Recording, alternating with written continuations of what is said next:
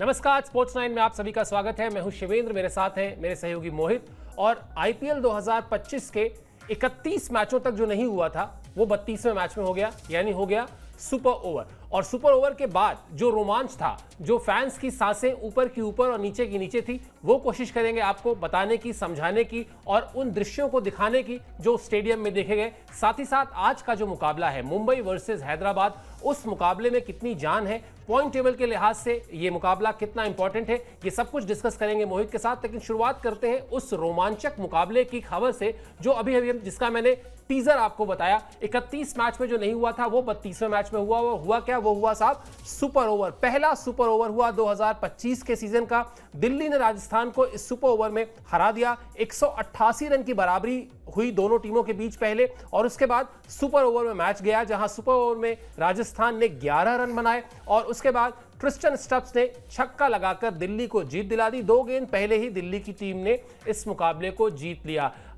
जो लोग गए होंगे मैच देखने मोहित, मेरे ख्याल से उनके लिए तो पैसा वसूल मैच था। मतलब कितने कम ही मैच होते हैं जो सुपर ओवर तक जाते हैं। तो जब आप अपनी क्रिकेटिंग मेमोरीज, मतलब हम फैंस के लिहाज से अगर बात करें या जो स्पेक्टेटर्स देखने गए थे उनकी मेमोरीज के हिसाब से बात करें तो उनके लिए जीवन भर की एक मेमोरी हो गई कि साहब हम मैच देखने गए थे, वहां सुपर ओवर हुआ था। बिल्कुल, और रेयर होता है कि सुपर ओवर आप देखने को मिले, और वो भी खासकर आईपीएल जैसे में इतने बड़े टूर्नामेंट में। और इस सीजन का ये पहला सुपर ओवर था, और जो भी जिसने भी ये देखा होगा बहुत अच्छा उनको लगा होगा। और क्योंकि सर आखिरी बॉल तक मालूम नहीं चल रहा था कि कौन जीतेगा, और पूरा का पूरा गेम पलट गया। पहले लग रहा था कि शायद राजस्थान थोड़ा आगे निकल जाएगी, फिर लगा कि दिल्ली आगे निकल जाएगी, लेकिन मैच इस तरह से आगे बढ़ा कि हम लोग सुपर ओवर में गए और सुपर ओवर भी आखिरी तक गया। वो तो अच्छा हुआ कि 6 लग गया, वरना शायद वो लगता था कि आखिरी 3 गेंदों तक चीजें बहुत मुश्किल होती जाएंगी। बिल्कुल, मुकाबला फंसा हुआ था। और जो बात हम कहते हैं कि आईपीएल की लोकप्रियता के लिए जरूरी है कि इस तरह के मैचेस हों जहां आखिरी बॉल तक मुकाबला जाए, जहां एक आध ओवर सुपर ओवर में जाए, एक आध मैच, और बिल्कुल वैसा ही देखने को मिला। क्या हुआ? सुपर ओवर का जो गणित था वो आपको समझाने की कोशिश करते हैं इस अपडेट के जरिए। दिल्ली के लिए मिचेल स्टार्क ने आखिरी ओवर किया, मतलब सुपर ओवर किया, जो मतलब मैच के 20 ओवर खत्म होने के बाद जो सुपर ओवर हुआ वो मिचेल स्टार्क ने किया। राजस्थान के लिए हेटमायर थे और रेयान पराग थे। ये दोनों खिलाड़ी आए बल्लेबाजी करने, दोनों ने एक एक चौका लगाया, लेकिन फिर रेयान पराग रन आउट हो गए। रेयान पराग के रन आउट होने पर यशस्वी जायसवाल आए, वो रन आउट हो गए। इस तरह, और जायसवाल कोई रन भी नहीं बचा पाए, और इस तरह राजस्थान की टीम, जिसके पास सुपर ओवर की 6 गेंद खेलने को थी लेकिन 1 गेंद रह ही गई। ये बहुत बड़ा झटका था मोहित। मतलब मुझे लगता है शायद सुपर ओवर का सबसे बड़ा इस्तेमाल, सबसे अच्छा इस्तेमाल तभी है जब आप कम से कम उन 6 गेंदों को खेलें जरूर। भले ही उस आखिरी गेंद पर 1 रन बनता या 2 रन बनता, लेकिन कुछ रन आपके टोटल में जरूर बनते। सुपर ओवर के लिए पूरे मैच को भी हटा देते हैं, अगर सुपर ओवर को अपने आप में एक मुकम्मल मुकाबला मान लिया जाए तो शायद राजस्थान की सबसे बड़ी बदकिस्मती, सबसे बड़ी कमी यही रही कि 1 गेंद पहले ही वो बाहर, दोनों विकेट गिर गए, मामला खराब हो गया उनके बिल्कुल लिए। 1 रन के चक्कर में, क्योंकि जिस रन पर वो भागे थे हेटमायर और यशस्वी जायसवाल, वो 1 रन लग रहा था, लेकिन वो जबरदस्ती 2 रन लेने की कोशिश की, और वही घाटा ये हुआ कि आप लोग 1 बॉल नहीं खेल पाए। शायद यशस्वी जायसवाल अगर स्ट्राइक पर होते तो वो चौका या छक्का कुछ भी लगा सकते थे।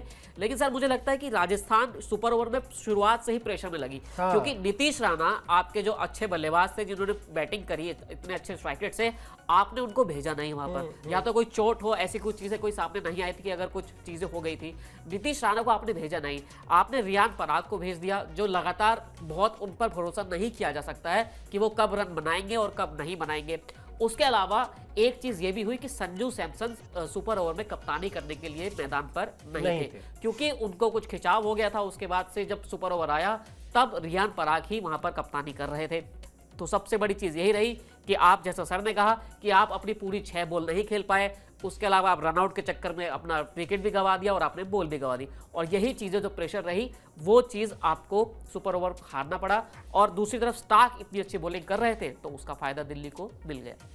बिल्कुल, वो शायद एक कहावत है ना कि आधी छोड़ पूरी को धावे, आधी मिली ना पूरी पावे, वही वाला हाल हो गया। वो 1 रन बनाने के चक्कर में वो पूरी की पूरी 1 गेंद चली गई जिसपे 1 रन नहीं, पॉसिबली 6 रन बन सकते थे, 4 रन बन सकते थे। और वो 1 रन जिसकी वजह से सारा ये मटिया मेट हुआ, वो 1 रन तो बन ही जाता आसानी से, लेकिन जब आप 6 गेंद का वो जो कैलकुलेशन था वो कैलकुलेशन ही गड़बड़ हो गया। और सही कहा मोहित ने कि वो राजस्थान की टीम कहीं ना कहीं उस प्रेशर में थी कि सुपर ओवर में जाते ही शायद उनको लगा कि अब ये बाजी हमारे हाथ से निकल जाएगी। इसीलिए बड़ी टीम टीमें हमेशा जब इस तरह का करीबी मुकाबला होता है तो 18वें ओवर से 19वें ओवर से इस प्लानिंग में चली जाती हैं मोहित, कि अगर सुपर ओवर हुआ तो क्या करेंगे। यानी आपको अचानक 20वें ओवर के बाद प्लानिंग करनी हो शायद ज्यादा मुश्किल होगा। अगर आप 18वें ओवर से, अगर आप देख रहे हैं कि हाँ मैच उस तरफ जा रहा है, और अगर आप 18वें ओवर से सोचना शुरू कर दें कि अगर गया तो हम क्या करेंगे, कौन से गेंदबाज को बॉलिंग कराएंगे, कौन से 2 खिलाड़ी हमारे बैटिंग करने जाएंगे, ज्यादा बेहतर आप प्रिपेयर्ड होते हैं। और क्रिकेट या कोई भी खेल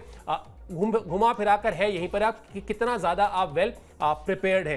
क्या रहा, ये तो बल्लेबाजी की बात बताई हमने आपको। राजस्थान ने जब गेंदबाजी की तो वहां क्या रहा, संदीप शर्मा को जिम्मेदारी सौंपी गई कि साहब वो करेंगे सुपर ओवर।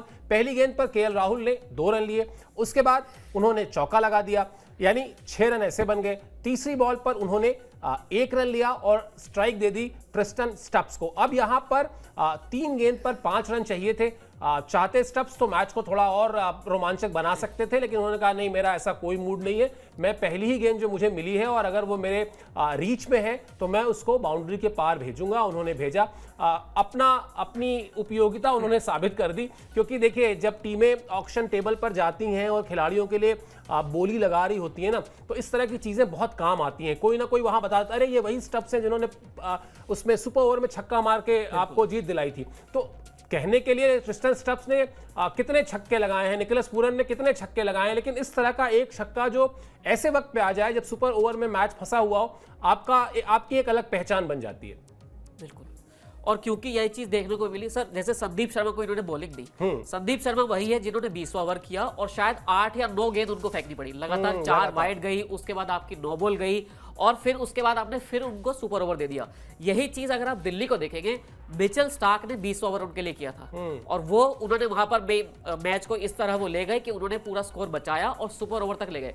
उसके बाद वो फिर सुपर ओवर में भी गए और वहां पर भी उन्होंने कम स्कोर दिया, 11 ही रन बनने दिए। लेकिन वही राजस्थान जो जिस तरह की बात सर ने की कि वो 18 या 17 ओवर से आपने सुपर ओवर की प्लानिंग नहीं की, वही चीज आपको बैटिंग में भी दिखी। आपने नीतीश राणा को नहीं भेजा और वही चीज आपने बॉलिंग में भी की, संदीप शर्मा को बॉलिंग दी। वरना आपके पास जोफ्रा आर्चर थे, आप उनसे भी बॉलिंग करा सकते थे। उनकी पेस अच्छी है, वो अच्छी फॉर्म में है इस आईपीएल में, लेकिन प्लानिंग आपकी अच्छी नहीं थी और वही चीज हुई।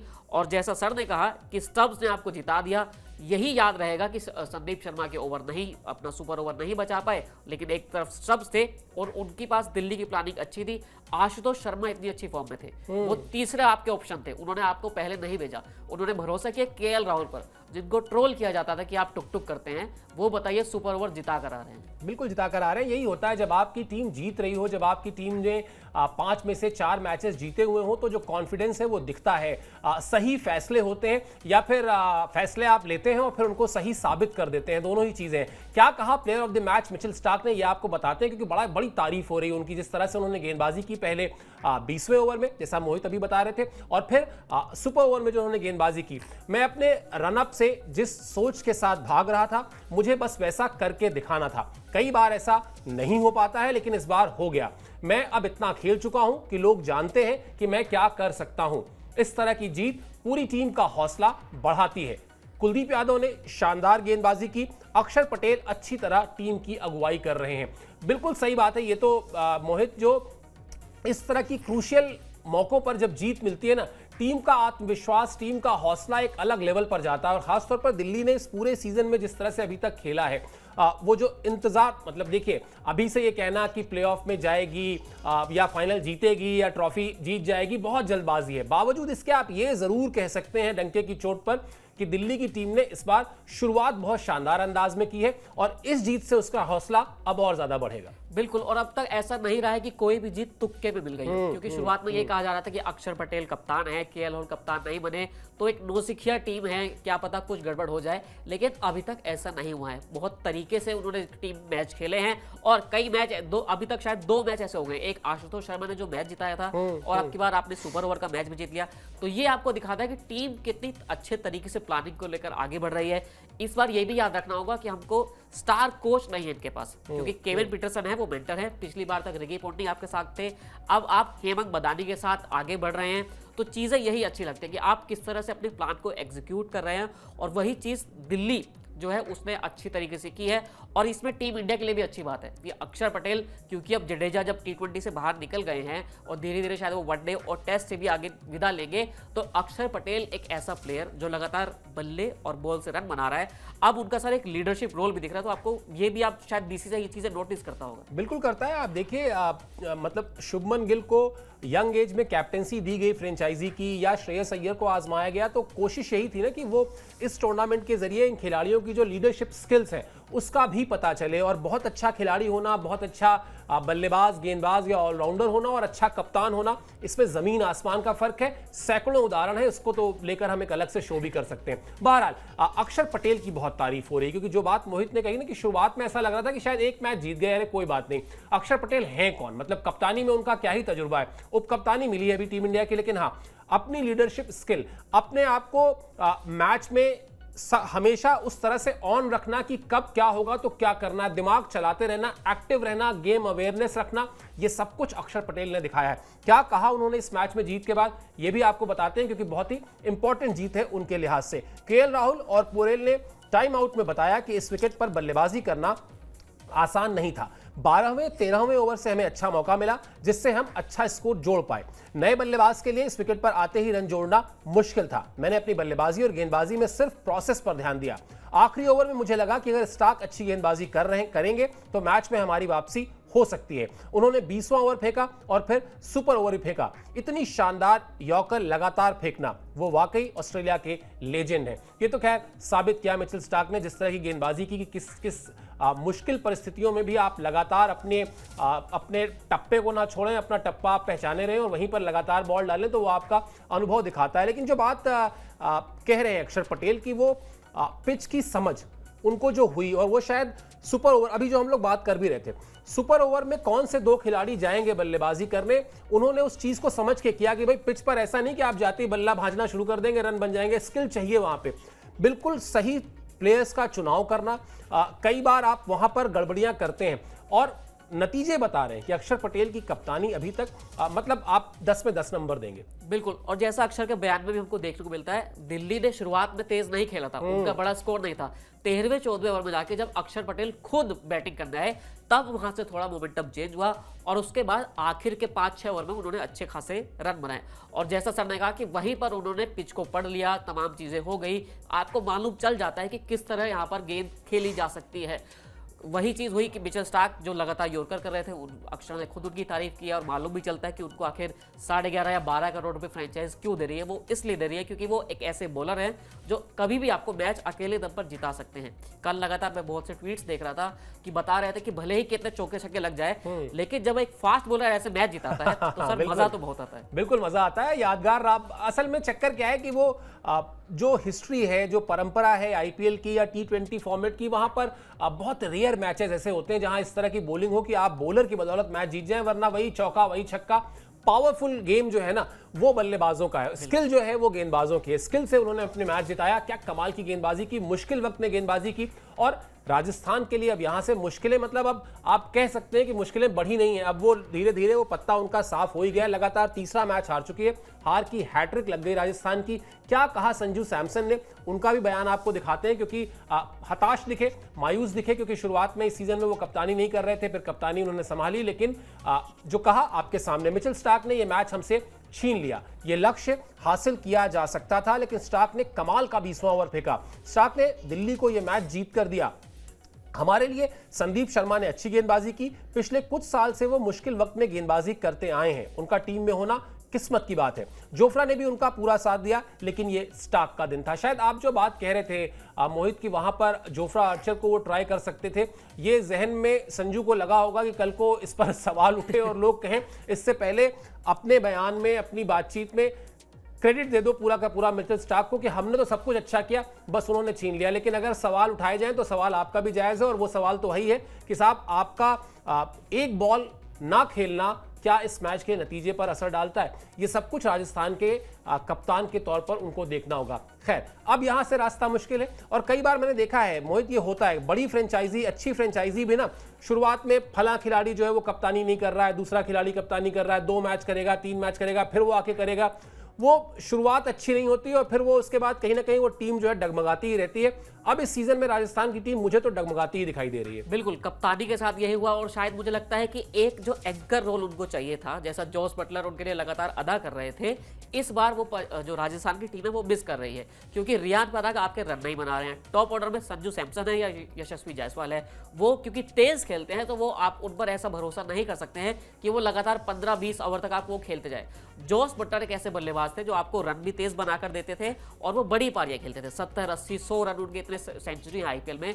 वही चीज यहाँ पर चीजें जो राजस्थान है वो मिस कर रही है। और जैसा सर ने कहा कि जब शुरुआत में ही गड़बड़ हो जाती है कि पहले 3 मैच में आपका कप्तान पूरी तरह से फिट नहीं था, उसके बाद वो बीच में आए, अब वो दोबारा अनफिट हो गए हैं, उसके बाद आप यही चीज़ों में उलझे रह जाते हैं कि भाई कप्तानी कौन करेगा, बॉलिंग कौन करेगा, तो आप पॉइंट्स टेबल आखिर कब देखेंगे और कब जाकर आप अपनी वापसी टीम के लिए कर पाएंगे। और शायद अब वही चीज़ है कि अब शायद ये कोशिश यही रहेगी कि हम 4-5 तक बने रहें ताकि आखिरी में पॉइंट्स टेबल में हम टॉप 4 में आ सकें। हाँ, लेकिन वो बड़ा मुश्किल होता दिख रहा है मोहित, क्योंकि 8वें नंबर पर है राजस्थान की टीम। अभी 7 मैचेस खेल चुकी है, 7 मैचेस में सिर्फ 2 जीत है, 5 हार है, 7 मैच बचे हुए हैं। यानी आपको 7 मैचेस में से 5 मैच तो जीतने ही जीतने हैं, क्योंकि वो जो आखिरी टीम होती है प्लेऑफ की, वो मान लेते हैं अगर 14 पॉइंट पे भी जा रही है, अभी आपके खाते में 4 है, 10 और चाहिए, 10 का मतलब 5 जीत और चाहिए। और इस परफॉर्मेंस पे, इस तरह की हार के बाद वो 5 मैच जीतना 7 में से मुश्किल होता है। तो आप कह सकते हैं कि अब कोई करिश्मा हो, अब टीम वापस एकदम एकजुट होकर उस सामंजस्य के साथ खेले, उस तालमेल के साथ खेले,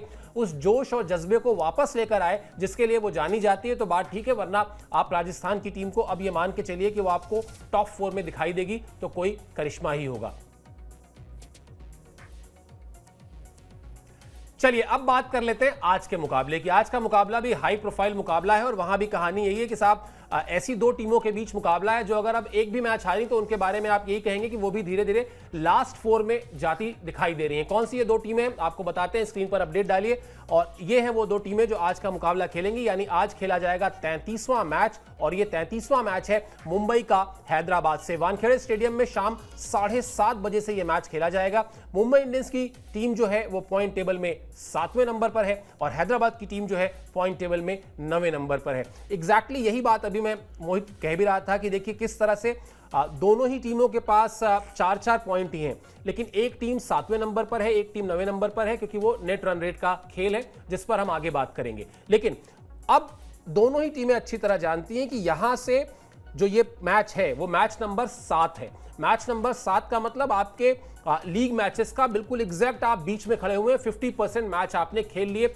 तस्वीर साफ हो जाती है यहां से देखिए चमत्कार होना, कोई लगातार 4-5 मैच जीत लेना, ये सब होता आया है, लेकिन मेजॉरिटी में हर टीम अगर यही सोच के बैठी रहेगी कि हम 5 मैच जीत लेंगे तो फिर नहीं होता। यहां से जिस टीम को भी आज जीत मिलती है वो तो सरवाइव करेगी, जिसको हार मिलती है आप मान के चलिए फिर वो लास्ट 4 लास्ट 5 के लिए और ज्यादा लुढ़क जाएगी। बिल्कुल, और दोनों टीमों की ऐसी स्थिति है कि आप हर हार के साथ आप पीछे ही होते जाएंगे। शुरुआत हैदराबाद ने अच्छी की थी, पहला मैच जीता था, लेकिन उसके बाद वो लगातार मैच हारते गए। अब थोड़ा कमबैक उन्होंने किया है, सेम मुंबई के साथ हुआ।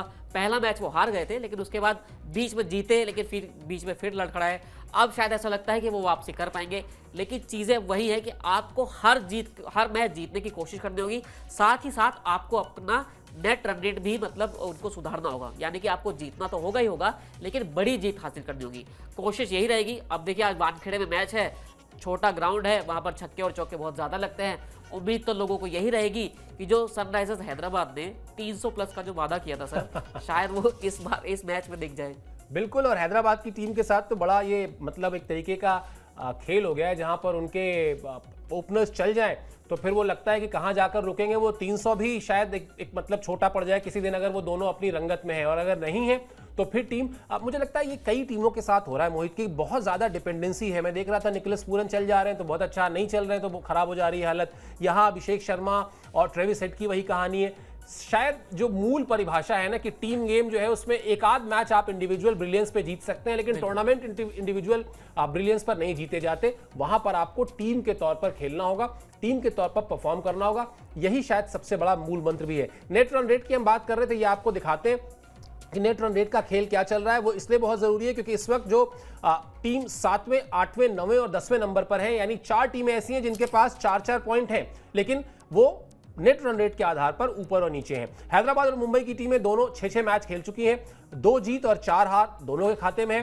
नेट रन रेट के आधार पर एमआई पॉइंट टेबल में ऊपर है, क्योंकि एमआई का जो नेट रन रेट है वो 0.104 है और हैदराबाद का जो है वो माइनस में है। अब ये बात आप जो कह रहे थे मोहित, वो बिल्कुल यहां से अप्लाई हो जाती है कि आपके ऊपर मैं इसको दूसरी तरीके से देखता हूं। मैं इसको सिर्फ ये देखता हूं कि जीत और हार का प्रेशर नहीं है। अब आपको एक सिंपल जीत ना, वो 1 रन 2 रन वाली जीत, वो भी आपका भला नहीं करने वाली। अब आपको चाहिए 40 रन से जीत, अब आपको चाहिए 6 विकेट से जीत, तब जाकर आप अपने आप को उस पॉइंट टेबल में सर्वाइव कर पाएंगे और फिर उस पॉइंट टेबल में आप जो टॉप 4 की रेस है उसमें जाने के सपने देख सकते हैं। तो हैदराबाद की टीम पर यहां मैं देखता हूं कि दो तरफा दबाव है, जीत का भी और बड़ी जीत का भी। बिल्कुल, और दोनों ही टीमों के साथ यहाँ पर मुश्किलें वही है कि ओपनर्स को लेकर जुड़ी हुई है। हैदराबाद के साथ ओपनर्स रन बना दे तो अच्छा हो जाता है और फेल हो जाए तो पूरी टीम बिगड़ जाती है। वही मुंबई के साथ भी यही हाल है, क्योंकि रोहित शर्मा अभी तक पूरी तरह से शांत है इस पूरे टूर्नामेंट में, वो रन नहीं बना पा रहे हैं। रिकल्टन जो है वो 1 या 2 मैच में ही चल पाए हैं, उसके अलावा बाकी जो बल्लेबाज हैं वो कई बार फ्लॉप हो जा रहे हैं। तो कोशिश तो यही होनी होगी और मुंबई को दुआ भी यही करनी चाहिए कि भाई थोड़ा रोहित शर्मा चल जाए। आज तो उनकी एक तरह से घर में मैच है, पूरा मौका है रोहित शर्मा के पास कि वो, सर एक चीज़ बताइए कि क्या रोहित शर्मा पर ये भी इम्पैक्ट पड़ता होगा कि मैं तो यार सिर्फ इम्पैक्ट प्लेयर खेल रहा हूँ, तो उनके माइंडसेट में वो चीज़ें रहती है कि मैं पूरी टीम के लिए भी फिट नहीं हूँ, फिर वो चीज़ उसका असर फॉर्म पर भी पड़ता है?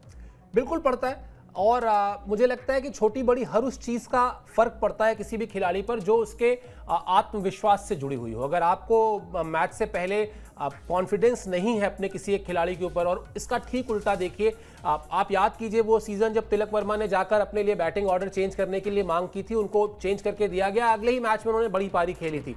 तो आप अपने कप्तान से जाकर क्या बात करते हैं, कप्तान आपसे आकर क्या बात करता है। कप्तान अगर लेट्स से कप्तान आपको किसी एक मैच में ड्रॉप कर रहा है, आप नहीं है प्लेइंग 11 का हिस्सा, क्या कहकर ड्रॉप करता है, क्या बताता है, क्या वजह देता है, कितना कन्विंस करता है आपको। कहने के लिए कप्तान बॉस है, वो जो चाहे कर सकता है, वो अपने मन से प्लेइंग 11 चुन सकता है, इसका अधिकार उसको टीम मैनेजमेंट ने दिया है। लेकिन इस अधिकार में को हासिल करने के लिए वो कितना कन्विंसिंग है, वो कितना जाकर बात करता है, सारा खेल मोहित हम जानते हैं लाइफ में भी आत्मविश्वास का ही है। और बिल्कुल सही बात है कि रोहित शर्मा शायद उस तरह की जो उनका माइंडसेट होगा, वो अगर फुल टाइम प्लेयर की तरह पे खेल रहे होते या अभी जो इंपैक्ट प्लेयर पे खेल रहे हैं, कहीं ना कहीं फर्क पड़ता है। अनटिल अनलेस कि वो अपने खेल को या अपने आप को इतना कट ऑफ रखते हैं चीज़ों से कि उनका लक्ष्य सिर्फ ये हो कि नहीं मुझे जाना है और जीत दिलानी है, अभी तक ऐसा करते वो नहीं दिखाई दिए। इसलिए आपका जो सवाल है वो सवाल उठना जायज़ है। मुझे लगता है ये सवाल बहुत सारे फैंस के जहन में होगा कि क्या होता अगर वो पूरा का पूरा मैच खेलते, उनका इनपुट मिल रहा होता। भूलना नहीं चाहिए उनकी कप्तानी में 2 बार, एक नहीं 2 बार आपने 1-1 रन से फाइनल जीता है। बिल्कुल, तो ये दिखाता है कि आप कितने शार्प कैप्टन हैं, कितने शार्प आपके फैसले हैं, कितना कूल माइंडेड आप रहते हैं मैदान में।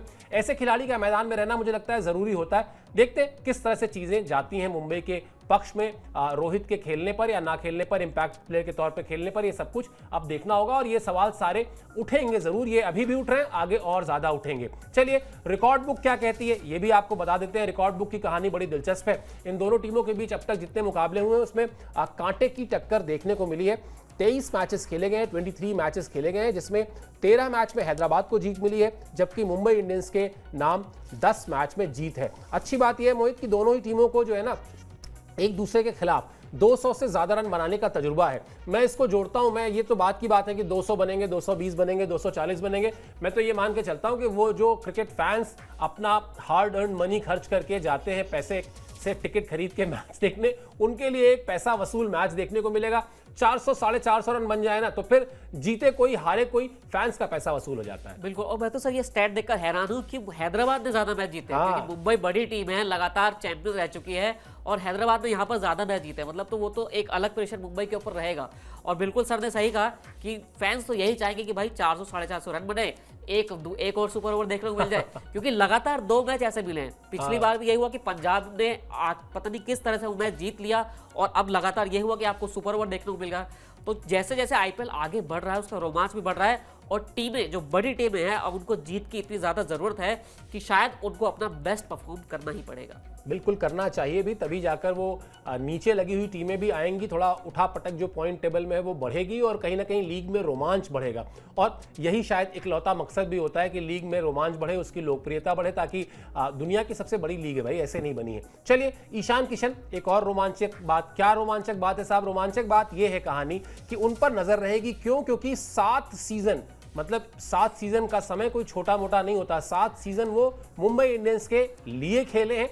आज मुंबई इंडियंस के खिलाफ खेलेंगे, पहली बार उतरेंगे मैदान में जब वो उस टीम के खिलाफ उतरेंगे जिस टीम के लिए उन्होंने 7 सीजन खेला था। रिटेन नहीं किया था मुंबई इंडियंस ने, और जब फिर बोली लगाई भी तो 3.2 करोड़ तक गए थे, लेकिन हैदराबाद की टीम ने कहा कि 3.2 इंटू 3 से भी ज्यादा, लगभग 4 और 11.25 सवा 11 करोड़ रुपए दिए। और ईशान किशन ने शुरुआत तो अच्छी की थी सीजन में, लेकिन अब उनको अच्छा बड़ा ये दिलचस्प वो रहता होगा। मुझे याद है उनका मोहम्मद सिराज का स्टेटमेंट याद है जब वो बैंगलोर के अगेंस्ट खेल रहे थे, या श्रेयस अय्यर जब कोलकाता के अगेंस्ट खेल रहे थे। सोचिए 111 रन बना के अपनी टीम को उन्होंने जीत दिला दी, और वो भी 16 रन से। मतलब 111 रन के बाद अगर 1 रन से जीतते समझ में आता, 16 रन से जीत दिला दी। ये जो रिश्ता रहता है ना, मन में आता तो होगा कि बॉस आपने मुझे रिटेन नहीं किया ना, अब देखिए मैं क्या करके दिखाता हूँ। बिल्कुल, और ईशान किशन की शुरुआत अच्छी हुई थी, उन्होंने शायद सेंचुरी लगाई थी अपने पहले ही मैच में हैदराबाद के लिए। अब उसके बाद से उनका फॉर्म थोड़ा डाउन था, अब उनके पास मौका है, इतना बड़ा मोटिवेशन उनके पास है। और बिल्कुल सही कहा सर ने कि आप वानखेड़े में 7 साल तक एज अ होम टीम खेल रहे थे, वहां पर उस टीम के लिए खेल रहे थे, लेकिन अब आप जाएंगे 7 साल के बाद एक ऐसी जगह कि जहां आपने होम टीम के लिए खेला, फिर अब आपके उसके अगेंस्ट में है। इतना बढ़िया मौका उनके पास मिलेगा खुद को साबित करने का, और बहुत अच्छी चीज़ है कि आप ऐसे मोमेंटम में हैं कि आपकी टीम को रनों की ज़रूरत है, आपकी टीम चाहती है कि आप जीते और उसमें आप कंट्रीब्यूट कर सकते हैं, वो भी एक ऐसे अपोजिशन के खिलाफ जहां जिसका आपसे एक रिश्ता रहा है। और अब तक का रिकॉर्ड तो यही है, जैसे श्रेयस अय्यर के साथ हुआ, मोहम्मद सिराज के साथ हुआ, शायद ईशान किशन के साथ भी सर हो जाए। बिल्कुल, वो हिंदी फिल्मों में नहीं होता है कि किसी हीरो को हीरोइन जो है वो उसका प्रपोजल एक्सेप्ट ना करे तो जो रिजेक्शन के बाद की नाराजगी होती है वो वैसी ही नाराजगी है, जहां पर कुछ बेहतर करने के लिए मोटिवेशन भी साथ साथ होगा कि साहब हमको अब इस मैच में तो अच्छा करना ही है। हमको ये मुंबई इंडियंस के मैनेजमेंट को ये बताना है कि भाई आप 3.2 करोड़ पे जो जाकर रुक गए थे ना, अगले ने 11.25 करोड़ ऐसे नहीं खर्चे हैं, उसको मैं जस्टिफाई करके दूंगा। तो इस तरह की, और कोई कितना भी कह ले, बहुत बहुत फर्क पड़ता है इस बात से कि इस लीग में जो पैसों की बरसात होती है ना, उस बरसात के बाद उस खिलाड़ी पर उन पैसों का दबाव हमेशा रहता है। ऋषभ पंत बहुत अच्छी तरह से जानते हैं इस बात को। सबसे महंगे खिलाड़ी हैं इतिहास के, लेकिन अभी तक एक हाफ सेंचुरी सिर्फ आई है और लगातार उनके खेलने पर, उनकी बल्लेबाजी पर सवाल उठते हैं। चलिए दोनों टीम के प्लेइंग 11 को लेकर फटाफट बात करते हैं। मुंबई इंडियंस की टीम में आज एक बदलाव संभव है। विल जैक्स की जगह कार्बिन बॉश को जगह मिल सकती है। कार्बिन बॉश दक्षिण अफ्रीका के ऑलराउंडर खिलाड़ी हैं। रोहित, सूर्या, तिलक, हार्दिक मुंबई की ताकत है। किसी भी टीम को डराने के लिए ये 4 नाम काफी हैं, लेकिन तब जबकि इन 4 में कम से कम 2 क्लिक करें। उसके बाद गेंदबाजी में आ जाइए आप तो दीपक चाहर, ट्रेंट बोल्ट, जसप्रीत बुमराह और मिचेल सेंटनर ये संभालेंगे गेंदबाजी की कमाल। फटाफट आपको हैदराबाद के बारे में बताते हैं। ट्रेविस हेड, अभिषेक शर्मा हैं हैदराबाद के विस्फोटक ओपनर्स, इसमें कोई दो राय नहीं है। जिस तरह का विस्फोट ये करते हैं उसकी आवाज बहुत दूर दूर तक जाती है, विरोधी टीम के कप्तानों को डांट खिलवाती है, बहुत कुछ ऐसा करा देती है जिसपे फिर आपको लगता है कि भाई ये दोनों खिलाड़ी क्या ही कर रहे हैं। ईशान किशन, नीतीश रेड्डी, हेनरिक क्लासन पर फैंस की नजर रहेगी। टीम की वापसी के लिए कप्तान पैट कमिंस को करनी होगी मेहनत। पिछले कुछ समय में पैट कमिंस ने इंटरनेशनल क्रिकेट में जिस तरह से कप्तानी की है वो कमाल का उनका पूरा का पूरा परफॉर्मेंस रहा है, लेकिन अब यहां पर जब टीम नीचे लगी हुई है तब उनको कुछ करना होगा खास, जिससे टीम में वो भरोसा लौटे, वो आत्मविश्वास लौटे। अनुभवी मोहम्मद शमी जो है वो टीम के साथ है, लेकिन अभी उनका भी इम्तहान होना है कि वो किस तरह से टीम की जीत में कंट्रीब्यूट करते हैं। वियान मल्डर को आज प्लेइंग 11 में मौका मिल सकता है। ये विदेशी खिलाड़ी हैं, ये भी साउथ अफ्रीकन है, और कोशिश यही है कि एक उस तरह का प्लेइंग 11 उतारा जाए जो इस क्रूशियल मैच में आपकी टीम को जीत दिलाए। लेकिन जो बात मुझे लगता है कि शायद अगर एक रॉ क्रिकेट फैन की तरह से बात की जाए, मुझे किसी चीज से मतलब नहीं कौन सा विदेशी खिलाड़ी खेल रहा है, कौन सा विदेशी खिलाड़ी नहीं खेल रहा है।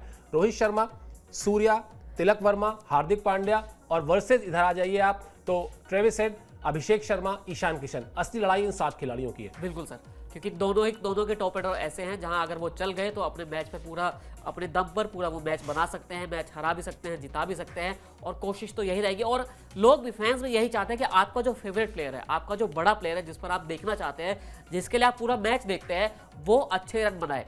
और लगातार रोहित शर्मा, तो मैं तो बार बार चाहता हूं कि रोहित शर्मा कम से कम एक इनिंग तो उनकी ऐसी आए इस आईपीएल में, क्योंकि वो उनको खुद को भी साबित करना है, एज अ बैट्समैन वो साबित करना चाहते हैं खुद को। और ये ना भूले कि आईपीएल का असर हमको टीम इंडिया में भी देखने को मिलता है, भले ही फॉर्मेट चेंज हो जाए लेकिन आप वो कॉन्फिडेंस अपने साथ लेकर आगे बढ़ते हैं।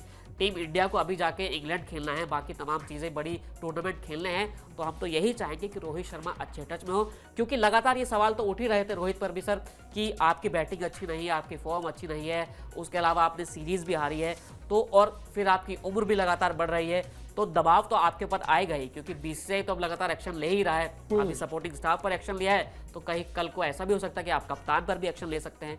इसलिए कॉन्फिडेंस बिल्डअप जरूरी है, भले ही वो चाहे हमारे रोहित शर्मा का हो या फिर ईशान किशन जैसे प्लेयर्स का हो। बिल्कुल, और रोहित शर्मा तो मोहित उन खिलाड़ियों में से रहे। मुझे लगता है कि हिंदुस्तान की क्रिकेट अगर जब भी आप हिस्ट्री उठाकर देखेंगे, पूरी टीम में ना एक दो प्लेयर हमेशा ऐसे रहे जिनके साथ लोगों का सेंटिमेंट कनेक्ट होता था, यानी वो अच्छा करे खुशी होती थी, दोगुनी खुशी होती थी। टीम की जीत हार से अलग बात कर रहा हूँ, वो उनका परफॉर्मेंस खराब हो जाए तो थोड़ा सा डल सा आदमी महसूस करता था। आप याद कीजिए युवराज सिंह को, आप याद कीजिए सचिन तेंदुलकर को, आप थोड़ा और पीछे चले जाइए, आप सुनील गावस्कर को याद करिए। इनके साथ देश के जो क्रिकेट फैंस थे उनकी इमोशंस एकदम डायरेक्टली कनेक्ट होते थे।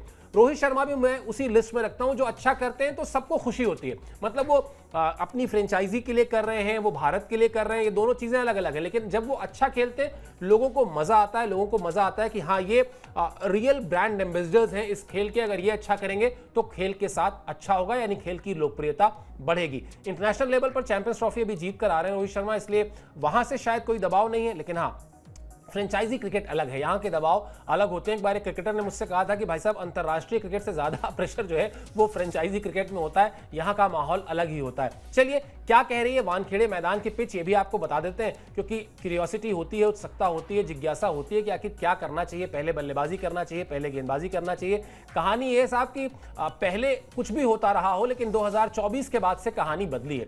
2024 के बाद से अब तक 9 मैचेस जो खेले गए हैं उसमें 5 मैच में पहले बल्लेबाजी करने वाली टीम को जीत मिली है। आज का मैच पिच नंबर 6 पर खेला जाएगा। इस पिच से बाउंड्री हर तरफ से लगभग बराबर है। थोड़ी देर पहले मोहित बात कर रहे थे कि कंपैरेटिवली देखा जाए तो वानखेड़े में बाउंड्रीज पास हैं, करीब हैं, यानी आपको शॉट्स जो है एक आध मिस टाइम भी हुए तो वो छक्के में जाते दिखाई दे तो चौंकिएगा मत। कुल मिलाजुलाकर पिच नंबर 6 से सारी बाउंड्रीज, मतलब कई बार ऐसा होता है कि कोई बाउंड्री करीब होती है, वैसा मामला नहीं है, सब कुछ आसपास है। लेकिन हाँ ये जो आंकड़े हैं कि पहले बल्लेबाजी करना बेहतर रहा है, टॉस क्रूशियल हो जाता है मोहित ऐसे मौके पर। आप अपनी प्लानिंग उसी हिसाब से करते हैं कि हाँ साहब आंकड़े क्या कहते हैं, वो तो एक बात हो गई, हमारी टीम क्या बेहतर कर रही है, हम अच्छा चेस कर रहे हैं या हम पहले बल्लेबाजी करके ज्यादा रन स्कोर बोर्ड पर जोड़ रहे हैं। और यहाँ तो कहानी है कि दोनों ही टीमें ऐसी हैं जिनका ओपनर्स आप लगातार चर्चा कर भी रहे हैं कि उनका तो लक्ष्य यही होता है कि भाई साहब कितने ज्यादा जोड़ लो, वो है सारा खेल। मजा आने वाला है और टॉस क्रूशियल रहने वाला है। बिल्कुल, और हैदराबाद के साथ शायद इस सीजन में जो भी मैच हो रहे हैं तो लोग टीम्स की कोशिश यही रहती है कि आप पहले बल्लेबाजी कर लें, चाहे वो हैदराबाद टॉस जीते या उनकी विरोधी टीम टॉस जीते, क्योंकि हैदराबाद जैसी टीम के अगेंस्ट आपको एक बड़ा स्कोर बनाना ही पड़ेगा, क्योंकि आपको मालूम नहीं है कि कब उनका कोई ओपनर या कोई बल्लेबाज चल जाए। और वो ऐसा चल जाता है कि क्योंकि उन्होंने पहले मैच में 287 रन खुद बनाए, उसके बाद उन्होंने 248 रन शायद चेज कर दिए पंजाब के खिलाफ, तो उनके और लेकर कोई भरोसा नहीं है। और वानखेड़े जैसे मैदान में, जैसा रिकॉर्ड्स भी हम आपको बता रहे हैं कि वानखेड़े जैसे मैदान में आपको बड़ा स्कोर बनाना ही होगा पहले बैटिंग करते हुए, तभी आपको जीत मिल पाएगी। और उम्मीद तो यही रहेगी कि इस बार भी, इस दिन भी आपको यानी फैंस को बड़े स्कोर वाला मैच देखने को मिलेगा, जो आखिर तक जाए और फैंस को भरपूर मजा भी आए। चलिए भरपूर मजे की बात कर रहे हैं मोहित, तो मजा आजकल आ रहा है क्विज में हमारे, जो हम अपनी वेबसाइट के जरिए आपसे पूछ रहे हैं, जहां पर 3 लकी विनर्स को प्राइज भी मिल रहा है। क्या है आज का सवाल? सवाल जानबूझकर बहुत आसान रखा जाता है जिससे ज्यादा से ज्यादा लोग इसमें पार्टिसिपेट करें, हमारा एक कनेक्शन बने आपसे। आज का जो सवाल है वो बड़ा ही आसान सवाल है, लेकिन एक ट्रिक है इसमें, वो ट्रिक मैं आपको थोड़ा सा हिंट कर दूंगा। आईपीएल इतिहास की सबसे सफल टीम इनमें से कौन है? Sunrisers Hyderabad, Mumbai Indians, Delhi Capitals या राजस्थान रॉयल्स? दरअसल 2 टीमें हैं जो आईपीएल में सबसे ज्यादा बार खिताब जीत चुकी हैं, लेकिन ध्यान से देखिएगा इसमें दूसरी टीम का नाम नहीं है। तो यहां पर जो 4 टीमें हैं उनमें से एक टीम है जो उन 2 टीमों में से है जो सबसे ज्यादा कामयाब टीमें हैं। कुछ नहीं करना है आपको, बहुत ही आसान तरीका है, www.tv9hindi.com पर जाइए। वहां पर क्विज का एक सेक्शन है, उस सेक्शन को जब आप क्लिक करेंगे आपको यही सवाल जो आपकी स्क्रीन पर हम यहां दिखा रहे हैं वो वहां पर दिखाई देगा। इसका जो आसान सा जवाब है वो दीजिए। सही जवाब देने वाले 3 प्रतिभागियों को आकर्षक पुरस्कार मिलेगा। ज्यादा जानकारी के लिए लॉगिन करिए www.tv9hindi.com।